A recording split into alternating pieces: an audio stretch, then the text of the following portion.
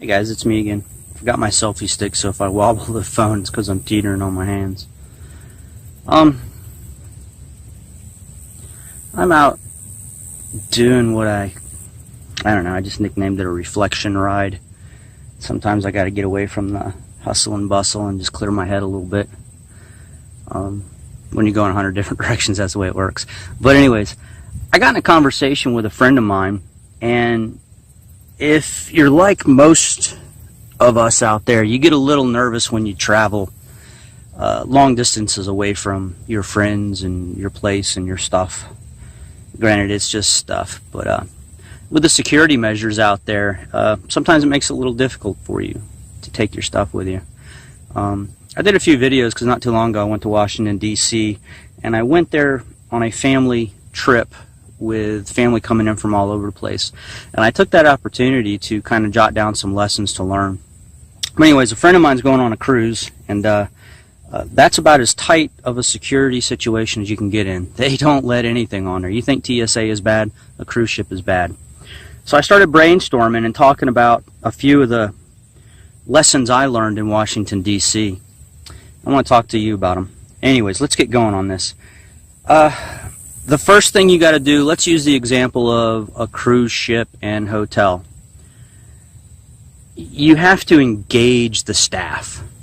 And what I mean by engage with them is talk to them, get to know them, find a common personality with them. You want to make them your friend quickly. And continually do that. Every time you see them, do that and do that and do that. So that if something does happen, you can maybe ask them, hey, where can I go on board the ship here, to kind of kick back and hide, where are you going? What's the best place, in case something goes down here, like say active shooter or whatever, or, any scenario you want. Where's the best place to hole up? Where's the best place to find resources? You can use them as a source of information. Hey man, is anybody gonna, say much if I walk through the kitchen? Or things like that. So that's the first thing I would advise you to do. Engage the staff continually. Be friends with them. Talk about their family. Talk about yours. Talk about why you're here. Humanize yourself to them. The next thing, let's say you're in a city in a hotel. The next thing I would do is all those homeless people out there, engage them. You can kind of see which ones are the druggies and which ones are homeless by choice or which ones are just not homeless by choice. Engage them.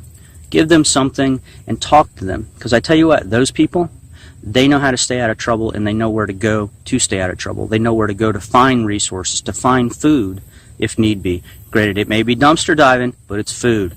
So say you're in a town and SHTF happens and it's just a regional event and it's going to be there for a few weeks or a few days or whatever. At least you have these guys as a resource. Talk to them. If you get a few minutes, a little bit of time, pull them off to the side, buy them some dinner, be friends with them. Give them a business card if you got one. Say, hey man, I know you're homeless here, but if you're ever my way, let me know.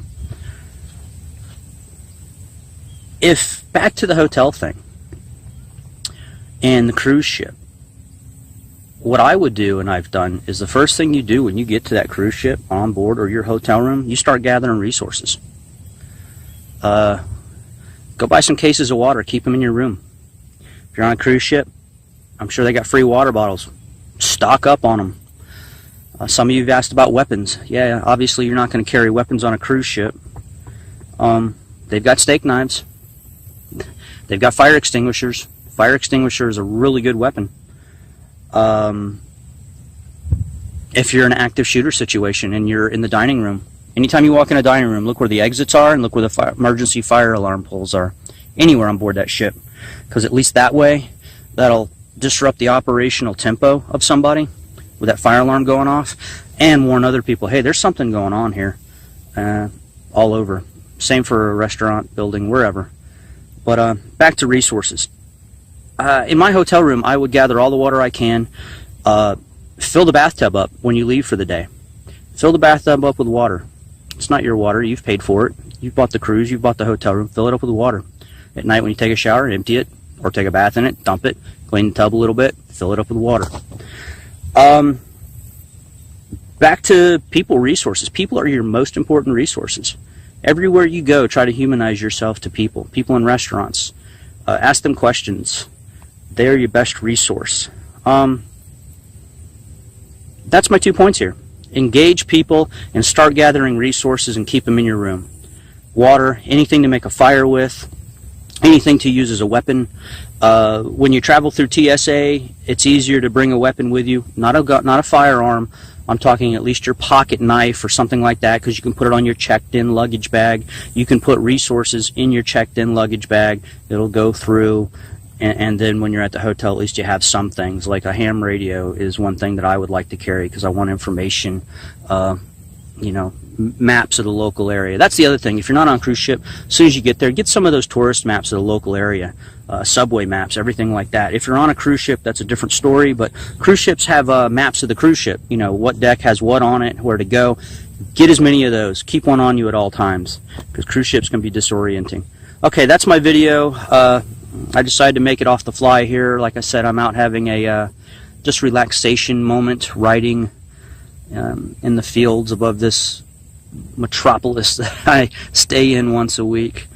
And if there's any questions you have, put them in the comments below and I'll try and ask them. If there's any comments, any more suggestions for a lot of you that travel a lot via TSA, having to go through them, or however you travel.